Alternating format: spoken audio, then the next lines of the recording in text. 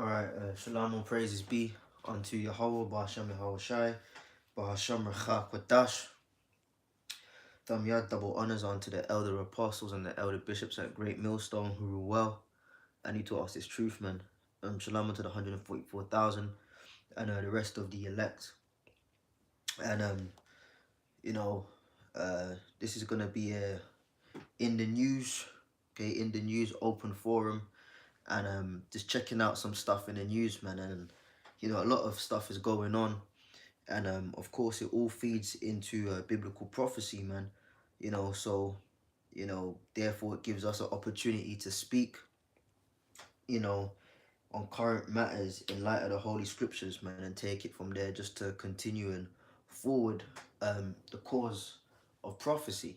Okay, bear me 1 second, honey. Right, and you know, this is got the first article here. It's an open forum, so it's going to vary in the topics. You know, open forum. And this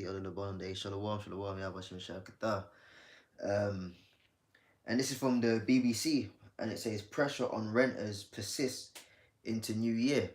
Okay. And this was published, put up 5 days ago by Kevin Peachy, and it says financial pressure on renters has continued. Official figures show, while analysts say there are tentative signs of activity in the property market.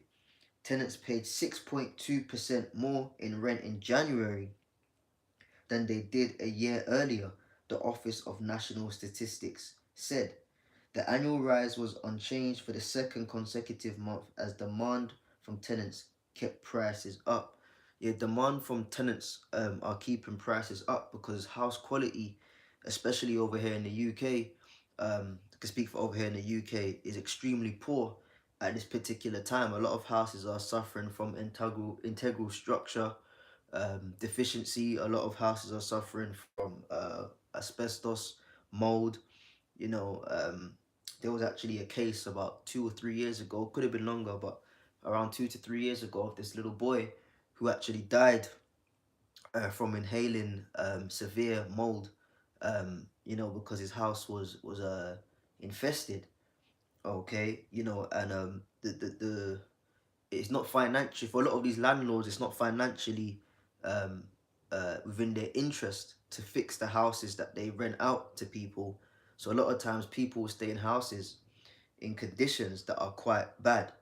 Okay, but you know, of course, it's our job here not just to bring out information, but it's to um, bring out the scriptures which show. That's the main reason, you know, we do these kind of shows, not just to bring out general information, but it's to show through the scriptures that you know, these things have been prophesied of before, and indeed all constitute as signs towards the end of the world. Okay, so what I'll do is if I get it up here, right, book of Haggai 1 and 6.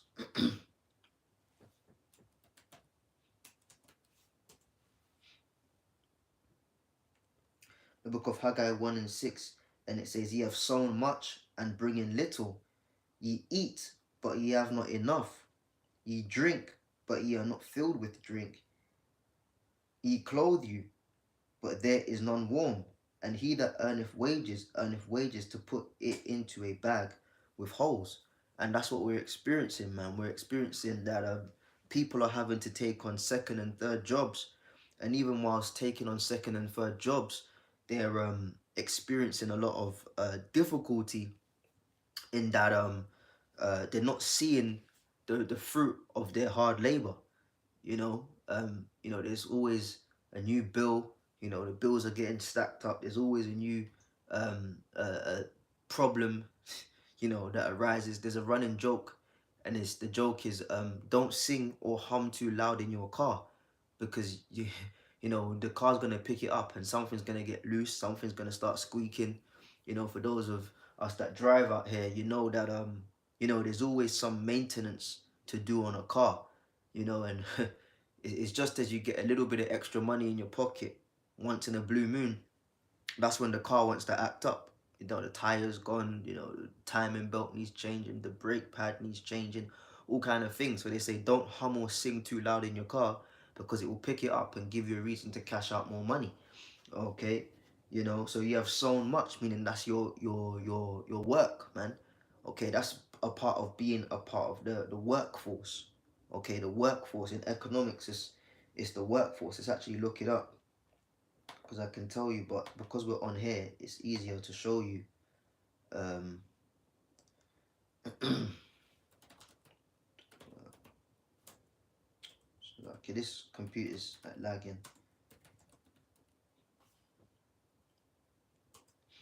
All right. So the workforce, otherwise known as the labor force, yeah. Perhaps I should put the light on. Bear with me. Maybe it would help. The workforce or the labor force, all right, or economically active population, also shortened to active population, okay, includes both employed, meaning employees, and self-employed people, and unemployed people, okay, but not the economically inactive, such as preschool children, school children, students, and pensioners. So the only people that's not a part of the workforce are preschoolers, school children, students in any level of education. So preschoolers, students in any level of education, or pensioners. Everybody in between. So that's both ends of the spectrum. You know, preschool and pensioners, and those who are studying in between. So everybody in between that, employed or unemployed, economically, you're a part of the workforce. Okay, but those who are economically inactive, meaning that perhaps they don't have the ability to work, then they too are excluded. Okay, so the economic workforce is what? Are those that have sown much. Okay, because the scriptures also speak about his traffic. All right, so you have sown much, man. You get up, you know, your whole life is ruled by an alarm clock, man. You know, you get up, you got to do this, you got to do that. You know, the alarm goes off, you have to get up. You have to be in the office at a particular time. You have to be in the construction site at a particular time. You have to drive to the locations the work requires you to do. You know, you have to do what the boss says. You have to do your job description. Okay, that all of that constitutes as what? You have sown much and bring in little. Yeah, because you know you've got your net and your gross salary, man. You know, there's what you make on paper, but then you've actually got what you take home. You got your gross and you got your net, and that's what you take home after tax, man. So before you get your hands on the money you've worked for, the government has got his hands in your pocket. Or the government, according to this scripture, have pierced a hole in your pocket. That's one of the holes. One of the holes in the bag, you know, where you put your money in. One of them holes, a large hole in that bag, is Big Daddy government, man. You know, you get taxed. You know, people that go university, and that's a stupid thing to do, man. I'm just gonna be honest, man. Been there, done that. Yeah, you know, and it's the stupidest thing somebody could do, man. But going university in this day and age, man, you're just setting yourself up for further financial failure and problems, man. Now we don't have no intention of being here for much longer. Prophecy shows that we won't be here much longer. But the concept of university is just setting yourself up for debt, more debt, you know, than you're already in. Okay, all right. So you get taxed. You gotta pay university. Takes their cut. You pay your repayments on student loan.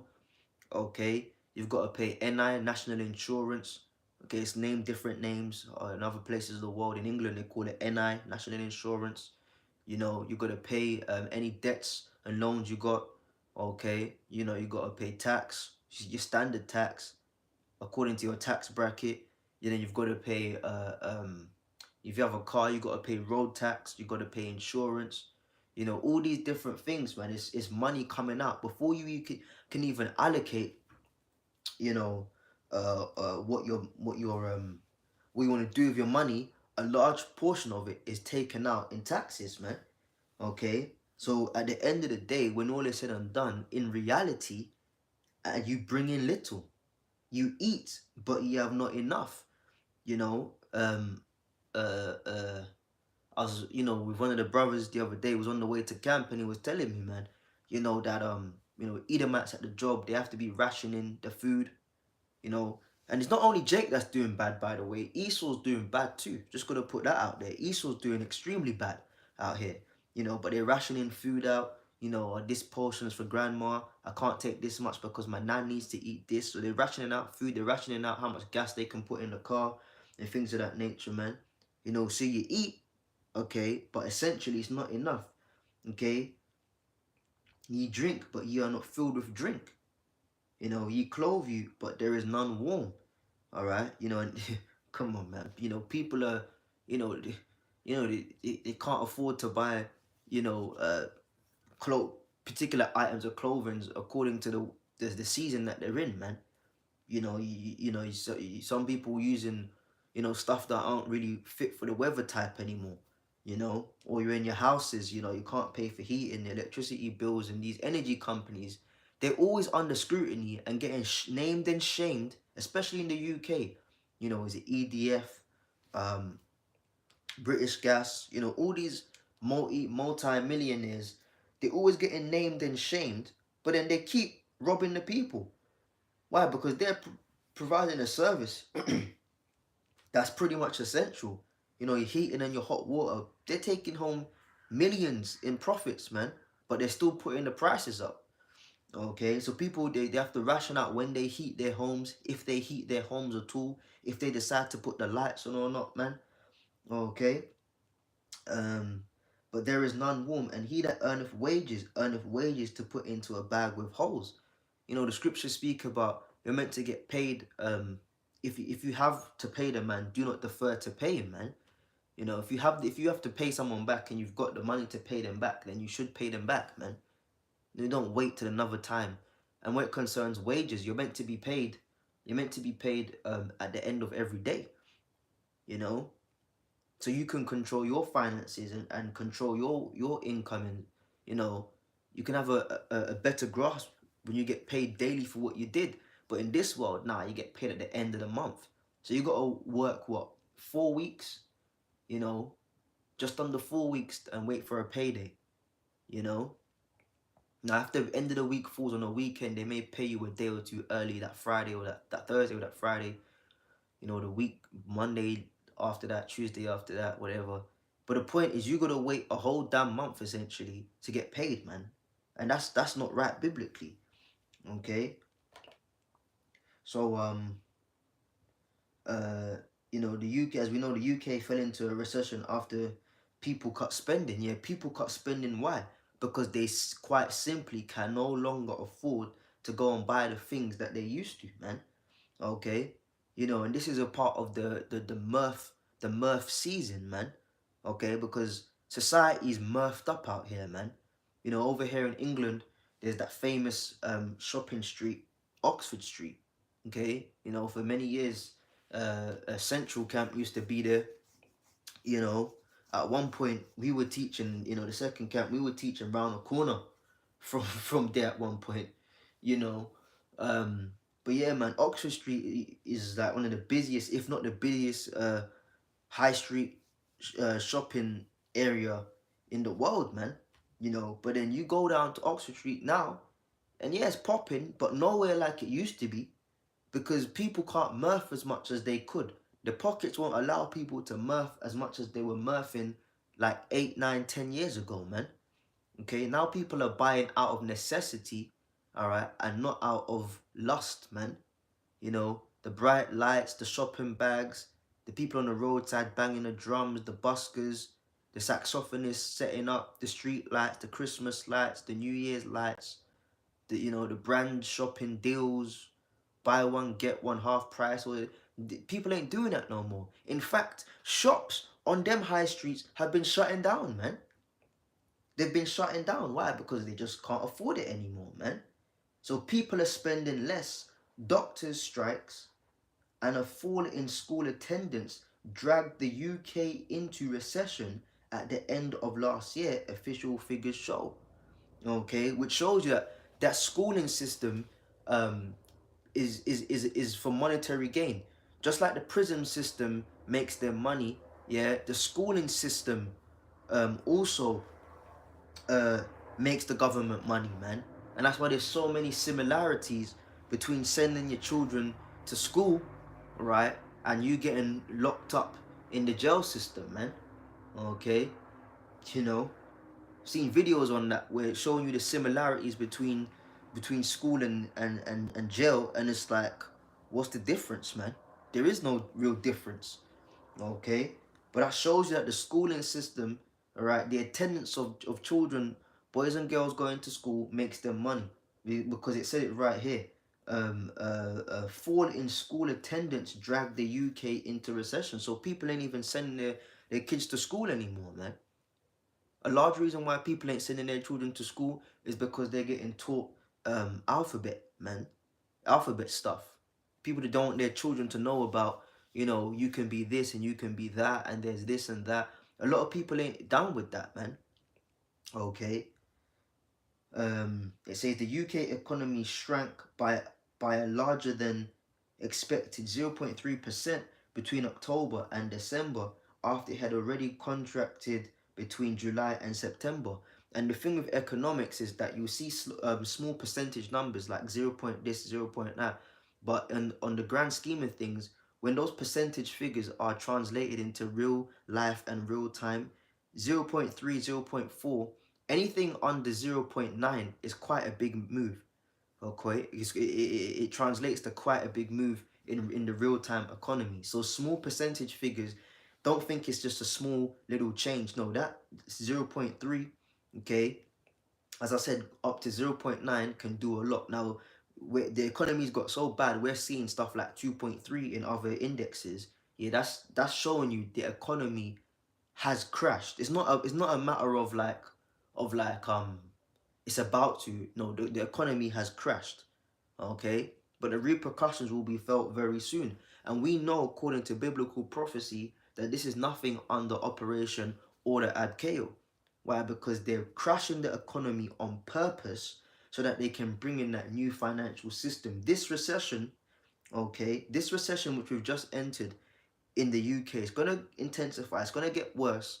But I kind of not prophesying here, but I highly predict that uh probably by halfway through this year, June, July, um there's gonna be a massive shake-up, man. And it may just be the time where they fully switch over to the digital. Okay, let's get that in Revelation, because he can't just bring in the system just like that off the bat. There has to be a story. There has to be a commotion behind it. They have to create chaos, which really, by that created, manufactured, and engineered chaos, that's going to be the means of them bringing in their new order. Okay, this is the book of Revelation, chapter 13, verse 15. And it says, and he had power to give life unto the image of the beast, that the image of the beast should both speak. All right, so that power is what they're first and foremost. These elites, they're in contact with the dark side, Satan. All right, they get in contact with Satan. They do these rituals and stuff, and they have spirits speaking to them. Yeah, the spiritual side of the beast is the Roman Catholic Church. Revelation, the 19th chapter, lets us know that. But it says they had power to give life. It means that there was the spiritual backing behind it, and a lot of their plans and policies. All right, there was breath, there was power with it, meaning that Satan was with them to make these things happen. So to give it life is to bring the plans into fruition. When the plans are brought into fruition, it means the plans can be executed. Okay, because a plan without a time frame is just an idea. Okay, Salakia, an idea without a time frame is just an idea. What makes a plan is when you have what? Is when you have a time frame behind it. So they said, we want to execute this by this time, aka Agenda 30 or 2030. And by the way, Agenda 2030 doesn't mean it's all going to happen in the year 2030. It means any time inside of 2030. As I said, a plan, yeah, a plan, Salakia, an idea without a time frame is not a plan. It's just an idea. But when an idea is linked up with a time frame, then it becomes a plan. This is why they've been pushing agenda this, agenda that. At one point, they had agenda 2025. Then I think they realized, nah, it's not going to work out by then, or under 2025. That's 2020, 21, 22, 23, 24. We're in 24 already, you know, so they pushed it up to agenda 2030, which means they want to achieve particular ideas and plans that they have inside of 2030. Okay, so it says, and he called all no, so like verse 15, and he had power to give life unto the image of the beast, that the image of the beast should both speak and cause that as many would not worship, meaning that as many that would not get along with the system. Okay, to worship the system is to get along with this system. All right, to adhere to the new legislations that are put in place. Okay, that the image of the worship the image of the beast should be killed. Okay, now we can go along with the system of things as it were up until a particular point. All right, verse 16 is about to tell us that, because when they change the currency over to CBDC, can we open up CBDC accounts, or they'll say, well, we're gonna transfer your current account into a CBDC, you know. Could can you accept that? Of course you can. All right, we can go along with the system as it were up until the point of the implementation of the mark of the beast. That's where we're gonna have to say no. And at that point, this is what it's talking about. You don't take that chip, man, they're gonna start killing people, man. They're gonna call you a terrorist. They're gonna call you a societal terrorist. You know, you're a social terrorist, a societal terrorist. Okay, you know, you're gonna get cut out of the internet of things. And he calls it all, right? Both small and great, rich and poor. And the causation is by what? The causation is by backing you up into a financial corner.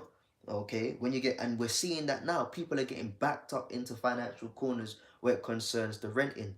People are getting backed up into financial corners where it concerns daily life. You know, people's salaries ain't stretching as it used to. People can't look after their children. They're finding it hard. They're skipping meals and putting meals on the table for their children because there's not enough for the parents and the children to eat. You could have a family of three, you know, maybe the mum and the children eat and the dad doesn't. Or it could be a single mother set up. She has two children, the two children eat, but she doesn't. She'll make a meal for the children and then she'll eat crackers and tea for herself. These things are happening out here, man. So the causation is slowly backing you up into that financial corner, man. Coupled with the finances is also a socio-economic thing, a class system. They show you these things in Black Mirror episodes, man. You know, downward spiral, the name was one of them. You know, social scores. You ain't got this kind of score. People don't want to talk to you. You can't rent a car out. You know, everything became rented. Things of this nature, man. So that's the causation. Slowly backing your ass up into that corner, man, where you can't turn left or right. And it says rich and poor, free and bond. So it goes for everybody. Okay, to receive a mark in the right hand or in their foreheads. Now, this is information we know, but we don't know who's watching.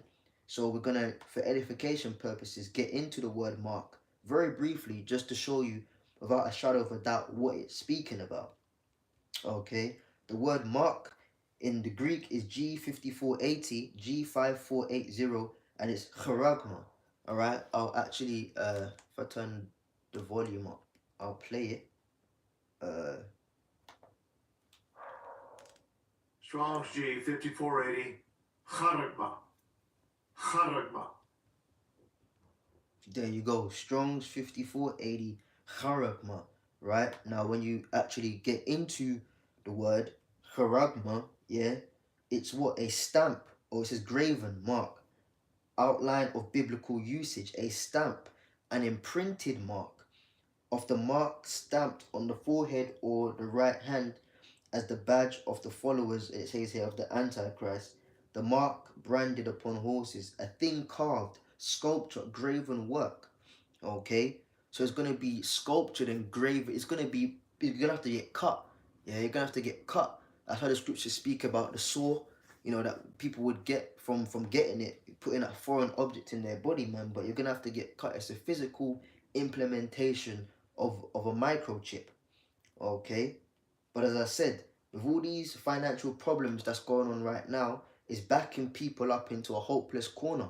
And through that hopeless corner, they're gonna do nothing but what? The only olive branch that's gonna be extended to them is the chip. All right. To people that don't believe in Yahweh Hashem Yahweh Shai and truth and sincerity, and who the Lord keeps the spirit upon to stick through this thing, their salvation is going to be the chip. Esau has his form of salvation too. Esau's form of salvation is that chip, man. Okay, he's gonna, when he's backdrop into that corner, he's gonna extend you with the only option so you can live and put dinner on the table for your children. He's gonna say, take that chip. And guess what? Most people are gonna take it. The only ones that ain't gonna take it are the elect. Okay, you got people that are anti-government and doomsday preppers, and they're not into this, they're not into that. They'll put up a fight, but at the end of the day, they'll give in. All these people that say they ain't gonna, because you had people that said they weren't gonna take the juice, and I know a lot of people, family members included, they ain't in the truth, but they never took the juice just because they're not feeling it for good and valid reasons also.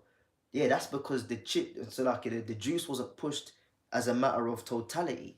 Some people lost their jobs. Some people's jobs were threatened but never lost their jobs. Some people moved to other jobs, you know. But the point is, when it comes to that chip, man, he's gonna come down on a level of, if you ain't taking it, your ass gonna die.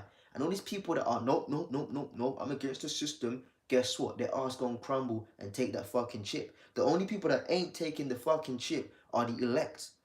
Okay? Because it's gonna get so bad out here that if you don't take it, you're accepting death, man. Because they will kill you. Right? Them draconian measures are coming back, man. They are gonna start executing and killing people out here, man, for not taking that chip.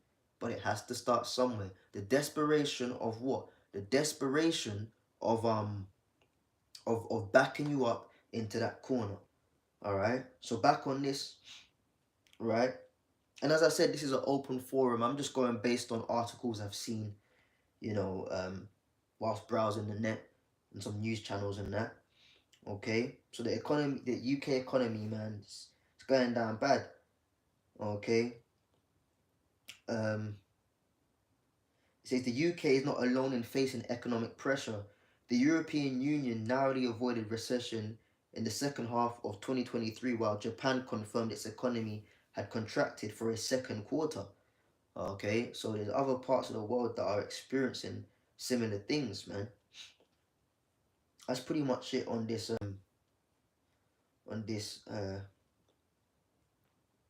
article here. Let me see something. Scroll to the top. So people are cutting spending, man.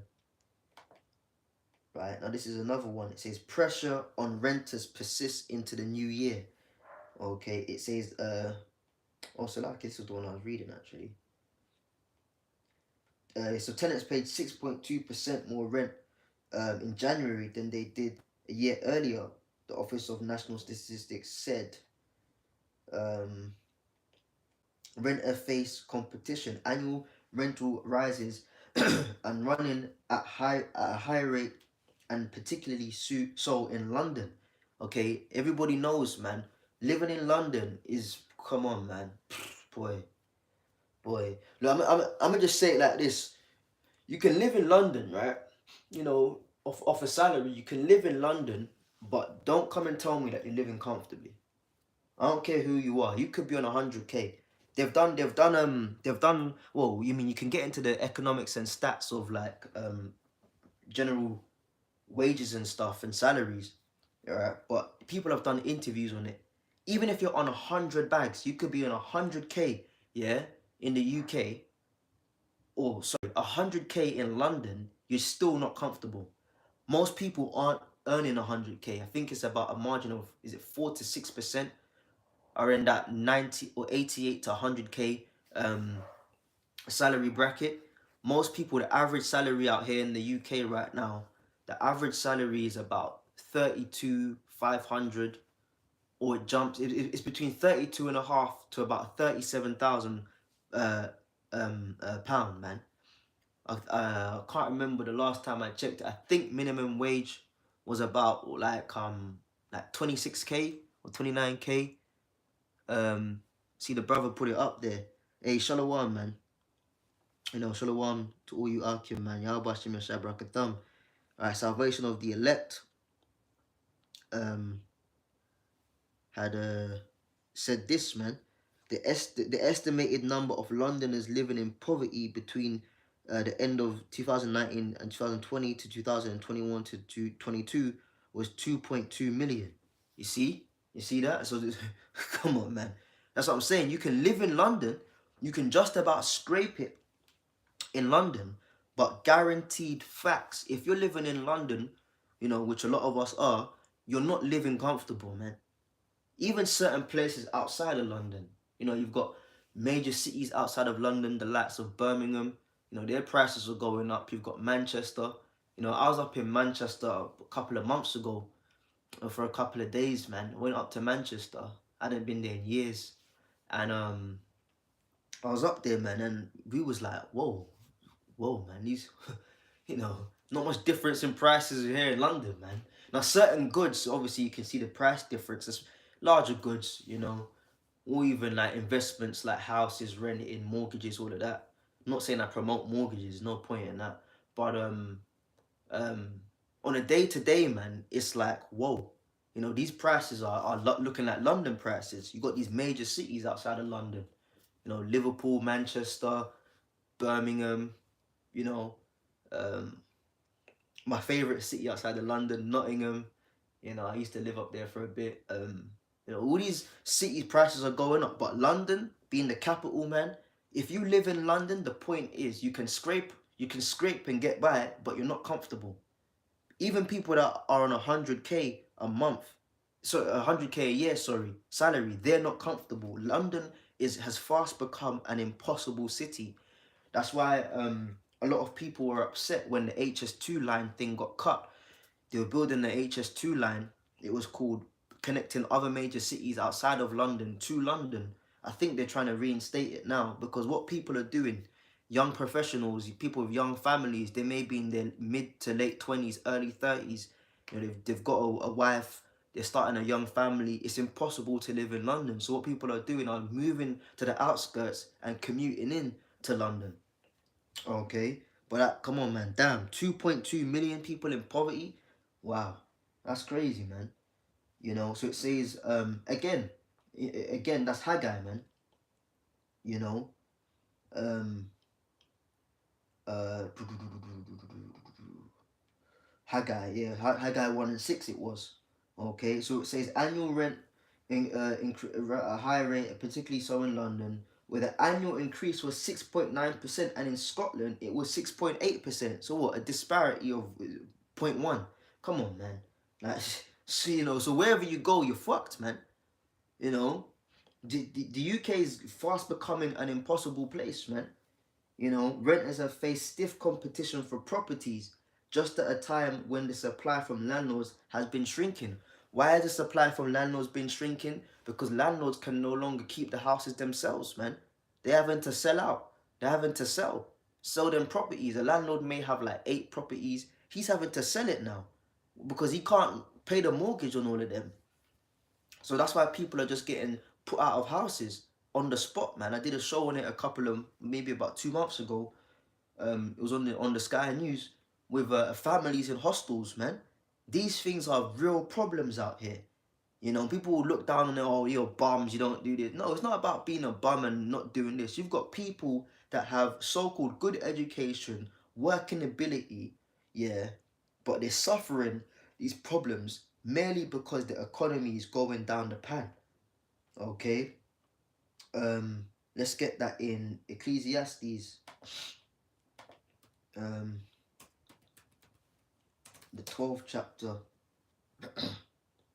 And it says in Ecclesiastes 12:3, in the day when the keepers of the house shall tremble, and the strong men shall bow themselves, and the grinders cease because they are few, and those that look out of the windows be darkened, and the doors shall be shut in the streets, and when the sound of the grinding is low, and shall rise up at the voice of the bird, and all the daughters of music shall be brought low. That's why I said it. That mirth spirit is quickly fading. All right, that mirth spirit is fading because people can no longer fund the bullshit lifestyle that they once lived. Okay, and it says, let's start at the top of verse 3. In the days when the keepers of the house shall tremble. The keepers of the house are the managers of the house. We're talking about your investment bankers, all the way up to your banking elite. Okay, that's where you get the word economics from. All right, or economia, which means household management. So the keepers of the house are the managers of the house. So even though certain things are engineered through order ad chaos, the Lord is having certain things go down to the point where even the banking elite are worried, man. Okay, a lot of them are dropping dead. They're realizing they have to speed up their agendas and plans. Okay, they're trembling, and the strong men shall bow themselves, and the grinding cease because they are few. Jobs are going down. Jobs are going down. Why? Because of AI, because of technology. Okay, technology is wiping out jobs, man. Just go to a local supermarket. Remember the days when there was 9 tills and always they had about 8 tills open. For some reason, one till was always shut. But if there was 9 tills, 8 of them would be open. Minimum 7 of them would be open. Now you've got about 6 tills, if that, with 1 or 2 people on them, and everything else is self-checkout. Well, guess what? The bringing in of self-checkout took out jobs. Companies can no longer afford to pay a workforce. They can't afford to pay people, so they rather invest in a one-time payment of investing in a digital system that does the job, a digital system that doesn't need to be paid, a digital system that is not a sentient being. You don't need to bring in the computer at self-checkout for a one-to-one. It does the job. It's programmed that way. It has no feelings. It's not sentient. The only time you need to reinvest money into it is perhaps if it breaks and you need an engineer to come and fix it. Other than that, it diminishes the cost of that particular business. So in the interest of the finances of that business, what they're doing, they're taking out people and replacing it with robots because it's more cost effective for these businesses. But what does it do to the average workforce? It puts them out of work. That's why people are scrambling around trying to find jobs, man. Okay? And the grind is ceased because they are few. Job opportunities have drastically dropped. Unemployment rate is rising, man. Okay? Reintegration back into work is falling at a drastic percentage. Why? Because the jobs are being taken by AI, man. Okay? I have a friend in the world, man, a guy that I know quite well, you know, decent lad, whatever, worldly standards, once in a while people checking with you, checking with them, right? My friend, he's a mechanical engineer, and he says here that he just goes to work and just looks at the machines. Whereas previously he would have to work things out, you have to be good at mathematics and things of that nature, problem solving, algorithm setting, programming. Yeah, he says that he just if about once a month, if he programs a machine, that's a lot for him. And every other day he just goes into work and just monitors the machine, making sure it's doing what it's meant to do. So he's laughing and chilling. Yeah. I'm just having a piss about, mate. Yeah. I'm just at work watching the machines on my phone, on TikTok, on Instagram, on Snapchat, talking to people, just having a good old time watching videos because the machine's doing the job. And he said it to me. If once a month he has to reprogram a machine because the machine's made a mistake in the algorithm or something is broken, that's a lot for him. But other than that, he's just sitting there watching a machine. But I'm thinking to myself, you're sitting there chilling, brother, but you're not understanding that very soon a system's going to be put in place whereby your ass is replaced. Because he's not realizing that his ass has been replaced by the machine.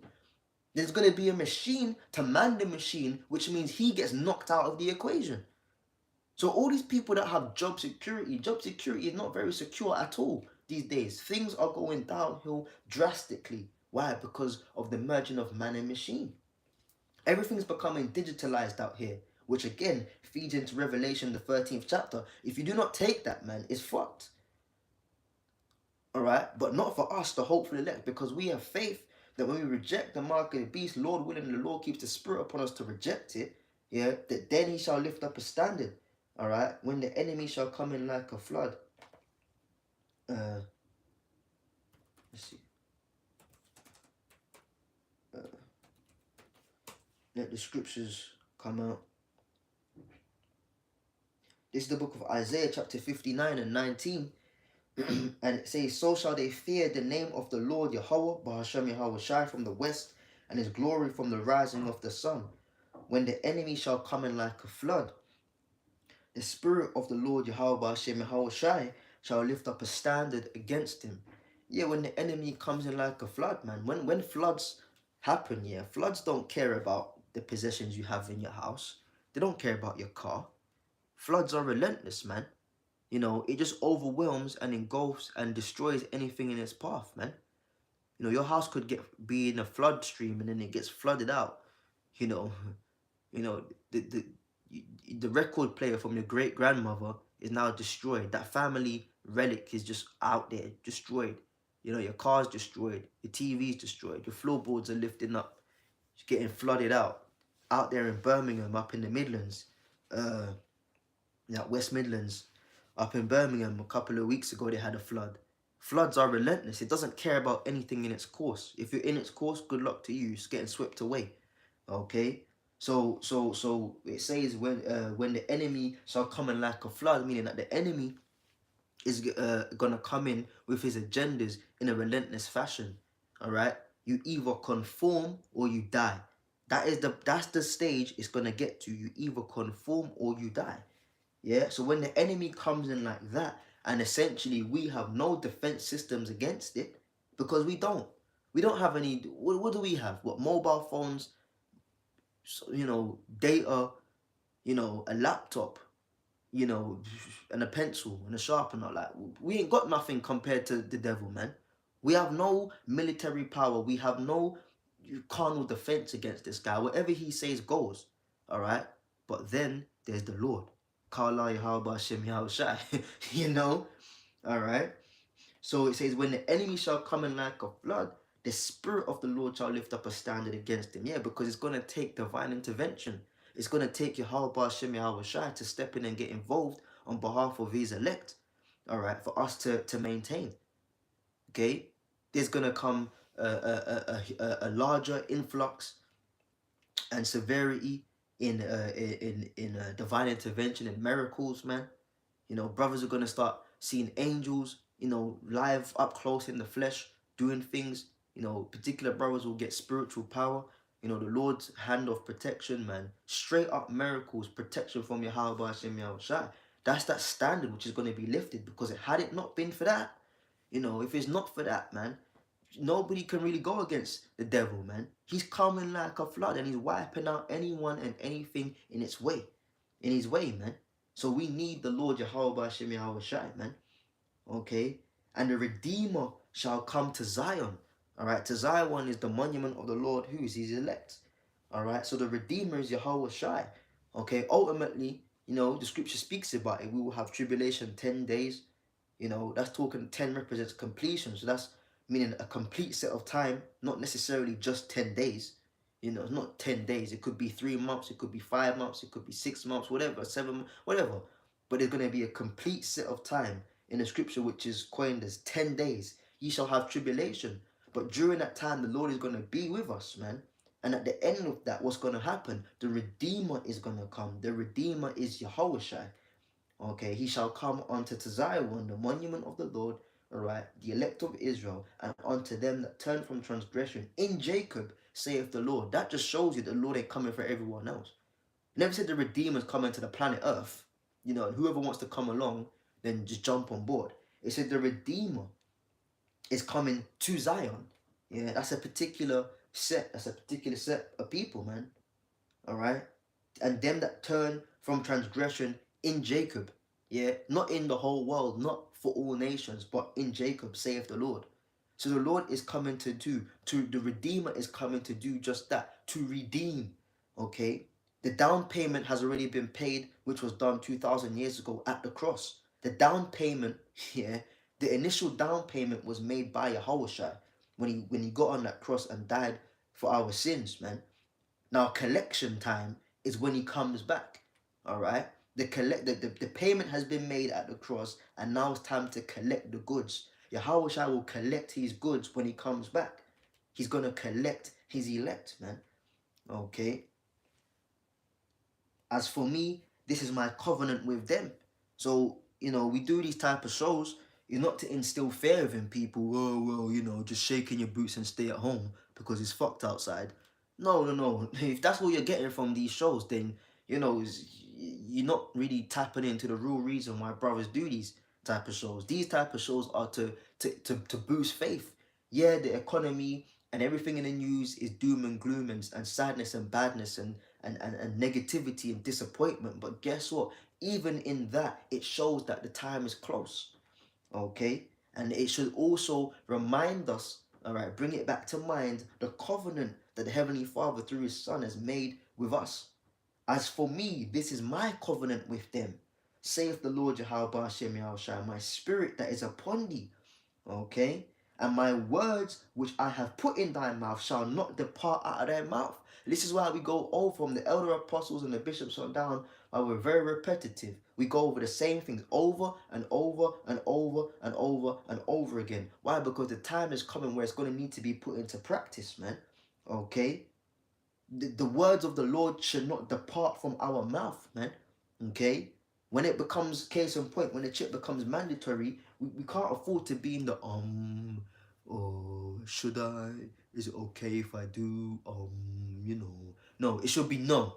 And Lord willing, Abaratza, that's the spirit that stays upon us. Not a spirit of debate and on the fence, but straight up, no, not taking that. And if you have to die, then die, man. Okay?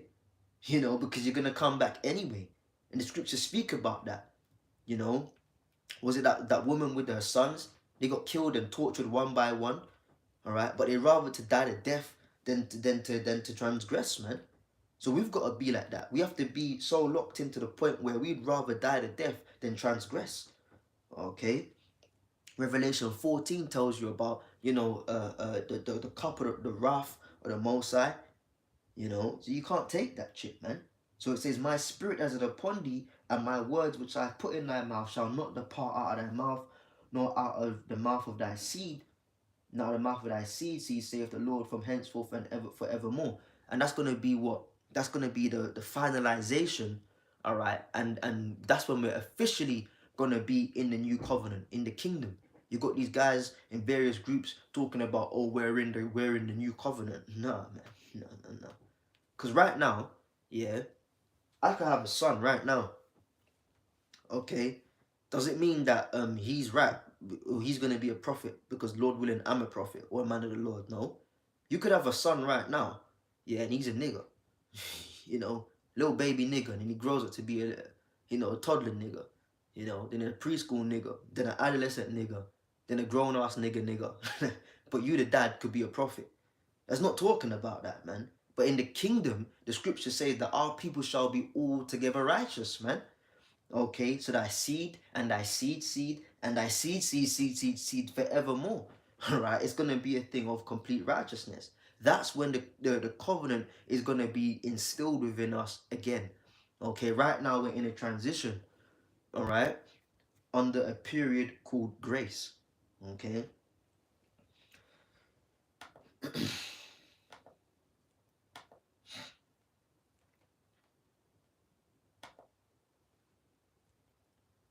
This is from I'm probably not going to read all of this, but this is from The Guardian, and it says Bank of England risks worsening UK recession if no interest rate cut soon. The Bank of England, which is the bank which is responsible for setting the interest rates over here in the UK, and the reason why, you know, we could do a lot of shows on like other economies and things of that nature, man. But the reason why I personally focus quite heavily, you know, end time, let me put it like this: end time biblical prophecy. You know, the main focus is Babylon the Great, America. Okay, that's the main focus. You know, numero number one. You know, top tier. America is the landmass of focus. Okay. But we also have to remember that America is the eighth, which was born out of the seventh, and especially where it concerns finance, a lot of financial moves are made over here in England. Okay, this is like the financial sector of that B system. Okay, so I tend to focus quite heavily on the UK finances because that kind of sets the trend and affects the algorithm of how things will play out in other major economies. Okay, but again, to reiterate, America is the order of the day, man. That's where biblical prophecy is at. You know, for these last days, other places of, input and stuff, but it's really over there in America, man. But it says the Bank of England risks making the UK's recession worse unless it cuts interest rates soon to ease the pressure on households amid the cost of living crisis, its former chief economist has warned. Okay? So, I mean, you get the point, man. The cost of living crisis, things are going up, man.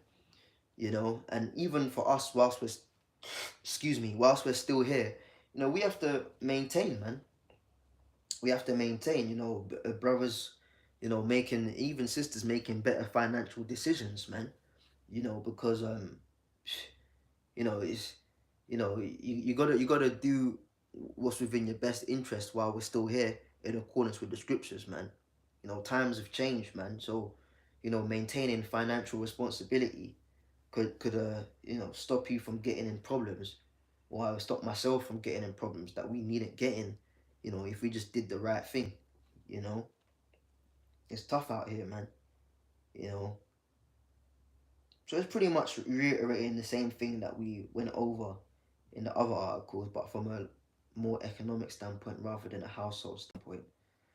So I'm not gonna force the point on that again. All right. So that's the economic side of things is just shit over here right now.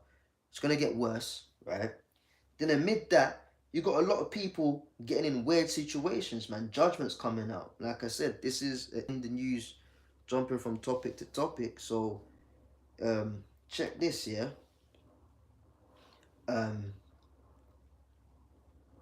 Oh, come on, man. I just had it up. I had the whole thing up. And then, 1 second. Where's the... Sometimes it will give you the whole article. Other times it won't. Damn, it's not going to let me read the whole thing. Anyways, it says, father tried to rescue 2-year-old who fell in Leicester River, says police.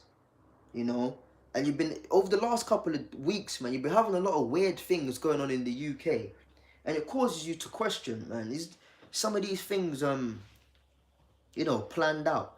You had that acid attack dude. He was, despite him being seen on camera and by people many a times, they still couldn't find him. He threw acid on this woman and a child or something like that. Then they said the last time the CCTV saw him, he was crossing a bridge, but then no CCTV saw him coming out the other side. So they think that he jumped into the river and died. Oh, come on. But then the other day, a couple of years ago, this dude, this black geezer, I think somebody fell in the river and he jumped in trying to save them. Then he died. They found his body. So how come it was is it a 50-50 of when you choose to find people's body? Come on, man.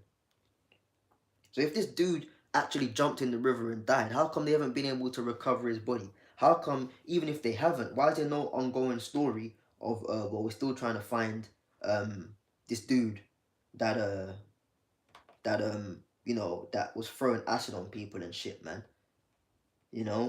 So anyways, there was that, then there was the XL bully thing whereby the woman got killed, she got mauled to death, yeah, by some dogs.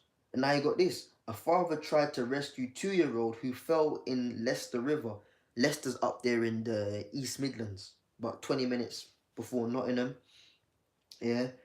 So he, the boy fell in the river and died, man. A father jumped into river to rescue his 2-year-old boy who's been missing for nearly a day.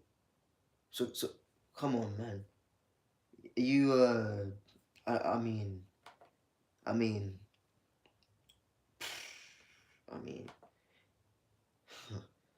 mean that's subjective, but all these missing things going on, jumped in the river, the baby, come on, man. Baby among 3 children found dead in Bristol house. So you got a lot of sadistic things going on out here, man. Acid throwers apparently not making it out of the River Thames if he jumped in. Little boys jumping in rivers and ain't being found. Babies in house found dead. This is a cold and sadistic time we're living in, man. Baby among 3 children found dead in Bristol house. All right. The children have been named as Fariz Al-Fil Bash, 7, Jory Al-Fil Bash, 3, and baby Muhammad Al-Fil Bash. All right. Avon and Somerset police officers found them after responding to a welfare call in Sea Mills at 40 minutes or 20 to 1 on Sunday. Yeah. And it says a 42-year-old woman has been arrested on suspicion of murder after what Shimsvix Hayward Mellon said was a deeply disturbing tragedy. The causes of death of the trio found at a property in Belays Walk have not yet been established. Forensic post-mortem examinations are set to take place later this week. Avon and Somerset police have said the woman is currently held in police custody at hospital in non-life-threatening conditions. You know, so more than likely, man, she killed these children, man. You know, and the scriptures speak about that. The love of many shall wax cold, man. You know, in fact, let's pull that.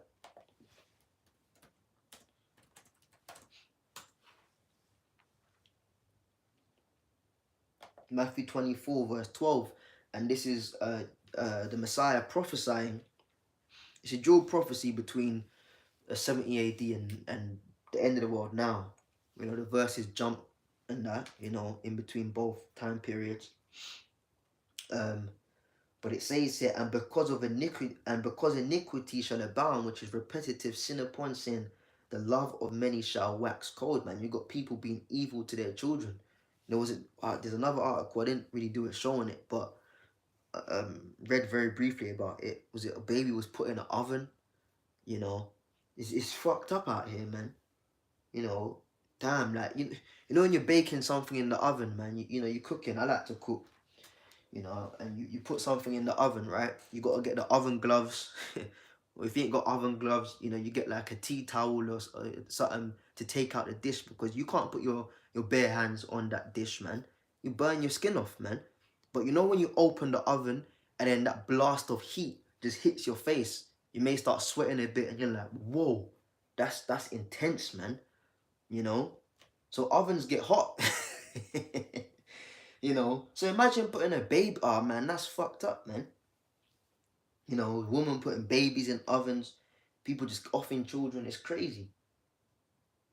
And because iniquity shall abound, the love of many shall wax cold. That means you're going to see a lot of scenarios out here that's just heartbreaking, man.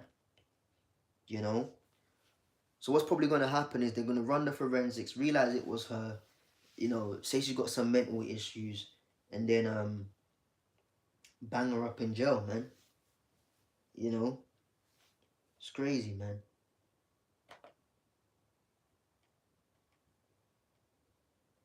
That's absolutely crazy. And then you got this one. All right. So on every level of the news, man, things are just going downhill. I'm gonna close on this. Interesting. Warfare is changing. Is space the new military frontier? You already know what scripture's coming to mind, man. All right. Let me read that title again. Warfare is changing. Is space the new military frontier? Wow. It says amid reports that Russia is planning to deploy nuclear weapons in space, Sky News speaks to 3 experts about what military use of space looks like. Okay, and this was published on Saturday, the 17th of February. Speculation that Russia might be developing a new space-based nuclear weapon has led to a flurry of decision about what is going on and what it could mean to see military installations in space. But space is already used for military purposes. Thousands of satellites orbiting the Earth are crucial to missile targeting, fighter jet navigation, and nuclear weapon control. So is space the new frontier for warfare, or are the disadvantages so great that it's just not worth it? Okay, well, we're going to go according to what does the scripture say, man. You know, we go according to thus saith the Lord, Yahweh Bashem Yahushai. thousands of satellites orbiting Earth. There are more than 8,000 satellites orbiting the Earth, and that number is only increasing. Think about how much of our everyday lives are determined by satellites in orbit. Everything from telecommunications to GPS, we are dependent on that eye in the sky. So this is going to be something that all major powers are looking at. There are 31 operational GPS satellites, he says, of which 24 are needed for accurate positioning worldwide. So there is some redundancy built in. Several would have to be taken offline to disrupt things and ground below. Is space already militarized? But these satellites aren't just used for civilian purposes, says Dr. Bledlin Bowen, an expert in international relations, is outer space at the University of Leicester. Space, he says, has become militarized for decades, and that's true. You know, they're trying to paint the picture in the news as if, oh well, you know, Russia's considering something. So here's this brand new idea that you know, in response and a flurry, as they said, a flustered response to Russia and the potential of what they want to do. That's all bullshit, man. These things have been in the making for decades, man. Okay, right? Going back to the elite, they know the fashion in which the Third World War will be fought, man. Okay, and he's telling the truth. Space has been militarized for decades, man. Okay. The first thing that went up there were military by design, military by nature, for military purposes. And the bulk of the space age really is about these satellites in space, not astronauts, not the space station, not bots, not boots on the moon. They're just sideshows. Oh my goodness, man. Yeah, sideshows of lies. Sideshows of lies. Because, you know, who said this? Let me check something. Who's chatting here? He might get clipped. He might get his wig split. It's just Thomas More. Yeah, Thomas More better be careful, brother, cause he's saying some stuff that's gonna make people think out here, man. See, the truth causes us to think, man. Our brains are thinking brains, active brains, all right, filtered through the scriptures, man. Okay, but for the majority of people, their brains aren't thinking brains, man. You know, yeah, he went to the moon, yeah, all that kind of crap, man. He ain't going to no moon, man. That was a Hollywood production, man. As this dude is saying, they're just sideshows, man. You know, satellites in space, astronauts, you know, the space station, boots on the moon. They're just sideshows. Yeah, they're sideshows doing what? Distracting the people from the real issues at hand. And the real issue at hand is that for decades it's been the case. It's not nothing new yet, but for decades it's been the case that space has become militarized. And ultimately, why? Ultimately, because that essentially is the playing field of the Third World War. The scripture speaks about it. Woe, woe, woe. Each woe represents a world war. Woe, woe represents World War One and World War Two. And woe, the third war is to come, which is World War Three. Which on a geopolitical level we're already in, but the physicalization of it, the physicalization of it is yet to happen, man. Okay. Now this is the book of Revelation, chapter 12, verse 6. And this was like verse 7. And it says, and there was war in heaven. Okay, this is where World War III is going to be fought. It's going to be fought in the sky, man. Okay, now the repercussions of it will be felt on the earth, of course, you know, predominantly, again, over there in the landmass of America. You know, America's going to get totaled, all right, you know, never to be built up again. Other parts of the world will be nuked, or, you know, the earth is going to roll back to and fro as drunken as the scripture says. You know, other parts of the world will be shaken up, but the place which is going to get totaled to never be resurrected again is the landmass of America. Okay, but the means of that war is going to be in the air. Okay, why? Because, you know, you got Gog and Magog and the great armies, North Country and all of that in scripture, them prophecies, right? They're all gonna go for America, but then they're gonna realize at that point is when Yahweh Shai comes back, and they're gonna put aside their differences and essentially fight against the Lord. So the armies of the earth are gonna come together and try and fight against the chariots, man. And Yahweh Shai's coming back with Michael and the other angels, man. Okay. In fact, before I read the rest of this, what I want to do, get this, yeah.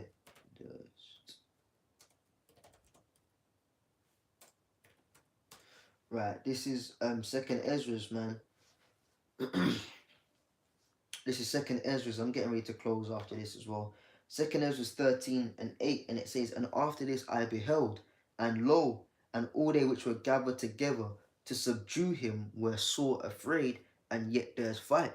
And that's when they're gonna put their worldly differences aside. Whether you're a Christian, a Muslim, a Hindu, a Sikh, okay, a Republican or a Democrat, all right. It doesn't matter. We have, as humanity, we are all one, and we've got to fight against the aliens. They're gonna put it as an alien attack. But by then, the whole alien green men from Mars gig is gonna be out the window, and people are gonna know, that this is the Son of the Highest, man. That's Second Ezra, the 9th chapter. Then shall the Highest begin to visit the world which He made. People are gonna realize, nah, man. The concept of God that we understood is totally different, but He's back, and He's back with a vengeance, man. Okay.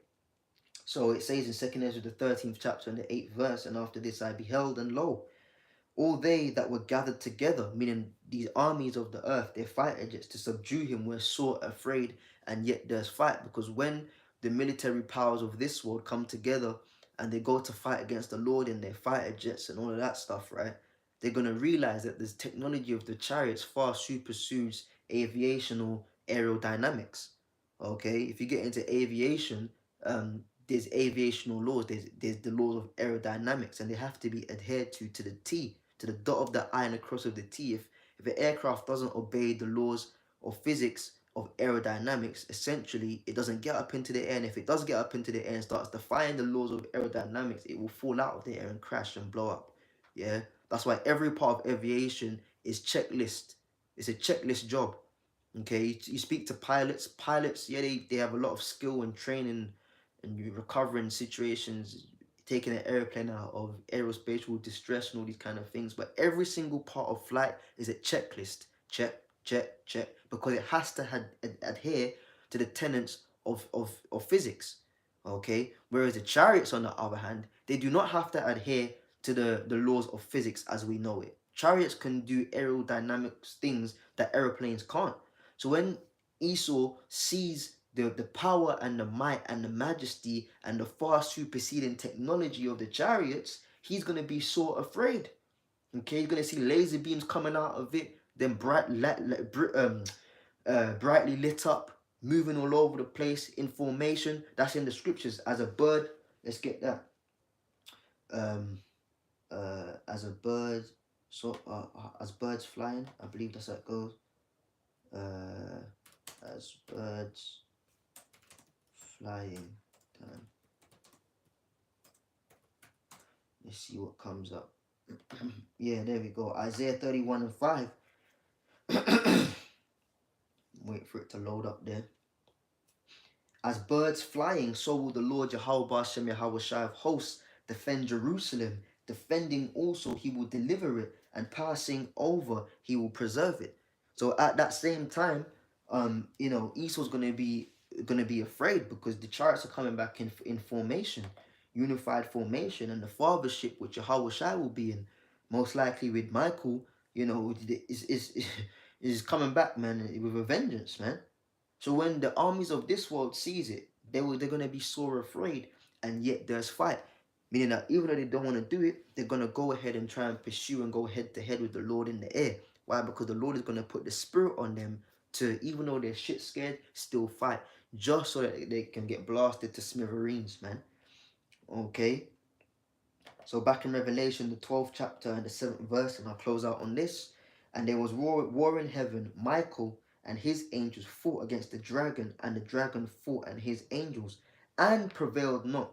Neither was their place found anymore in heaven. So they're going to be taken out of that rulership position violently and drastically in 1 hour, led by Yahweh Shai, with the angelic force, man, the angelic host.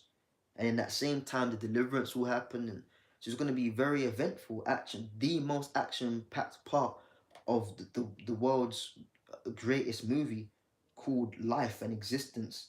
The director and writer being Yahweh. Okay, so then now they're talking about, could we fight wars in the sky? Why are they coming out with stuff like this? Because they know that that's the nature of how the next world war is going to be played out, man, in the heavens, man. And they also know that they're going to lose, and this is why they're amping up on they're amping up on trying to get their agendas pushed, because they know what time it is. The scripture says, they know they have a short time left, man. Okay, so I'm gonna wrap it up there. The water for all the precepts on the board and stuff, man. Lessons within lessons. But yeah, this was kind of like an in the news open forum, just going through various things that's in the news currently and filtering it through the scriptures, man. So Lord willing, it was edifying. And I'll catch you brothers in the next one, man. All praises be unto Yahweh, Bahasham Yahweh Shai, Bahasham Recha Kodash Thamyad. Okay, double honors again unto the elder apostles and the elder bishops at Great Millstone, who rule well and taught us the truth, man. Shalom to you, Akim Craft, man. I'll catch you in the next one, man. Shalom.